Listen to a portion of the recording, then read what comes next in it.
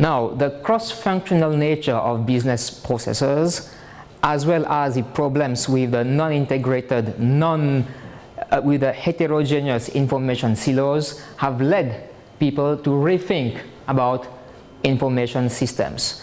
So instead of having separated silos, which give us lots of trouble, what can be done?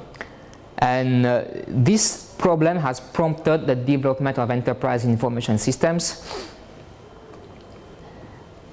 There are different types of enterprise information systems.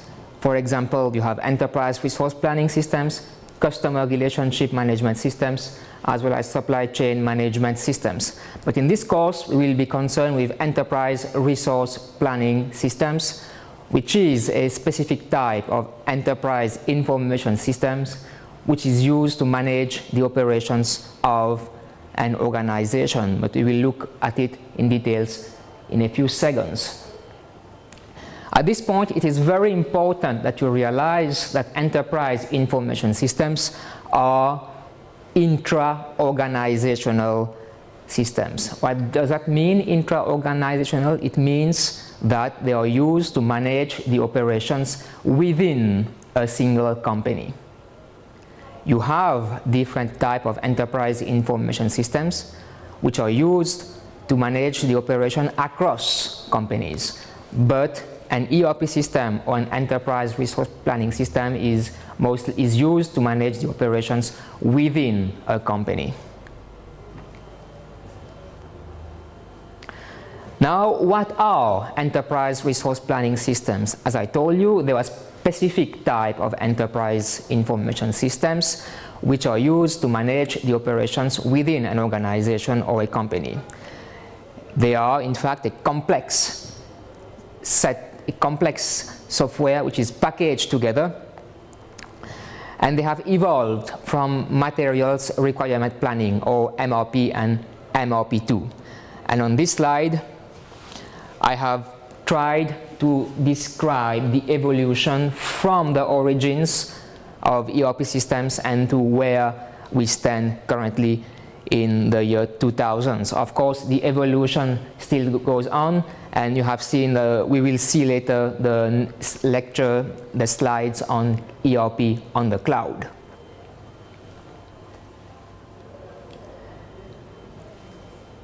What is the main strength, the main distinctive characteristic of an enterprise resource planning system? Well, it makes sense, because you see, we had the problems before with separated information silos, and we had to solve this problem. So what did we do?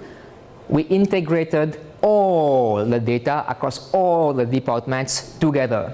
Therefore, the main feature, the distinctive feature of an enterprise resource planning system is its centralized database, which integrates data across different functional units or across different departments. And this is important if we want to support or to automate business processes which are cross-functional in nature.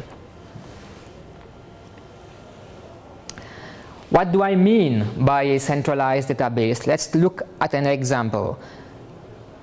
Consider the case where data is entered by the sales department about the customer John Doe.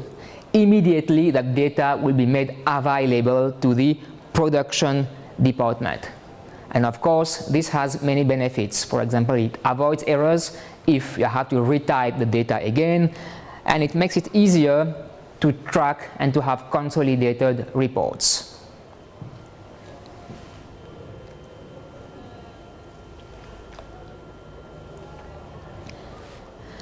A few more examples.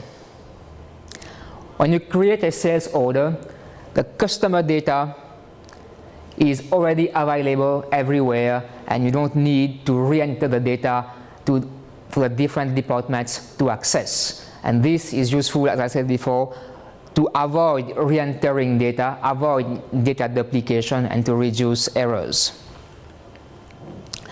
Another example of a centralized database, it is also useful if you want to order a specific quantity of items, but you don't have the required level, the required quantities in your inventory.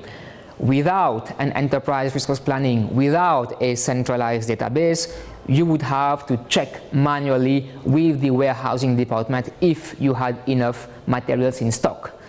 But with an ERP system, with an enterprise resource planning system, whenever you enter some amount, let's say I want to sell 20 articles, the system itself will check automatically if these 20 articles are available in stock. If they are not, it will send me an error message.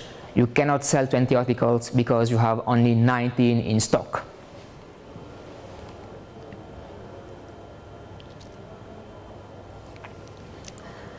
Within ERP systems, there are business processes that are embedded.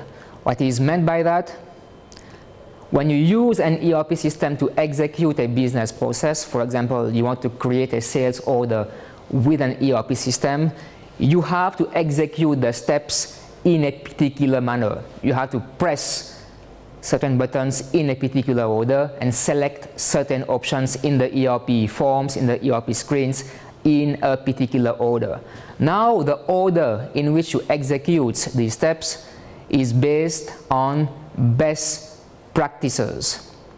So we call them best practice business process. And within ERP system, they have program best practice business process, which force you to execute a business process in a particular way, in a particular sequence of steps.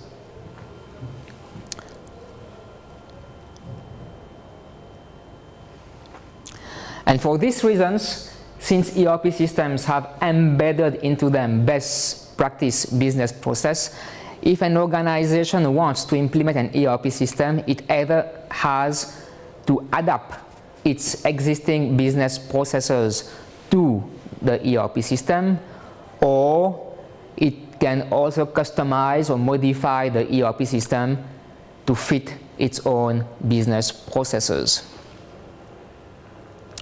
And as I said in the slide, we will talk more about how you can customize an ERP system and what are business processes in a later lecture.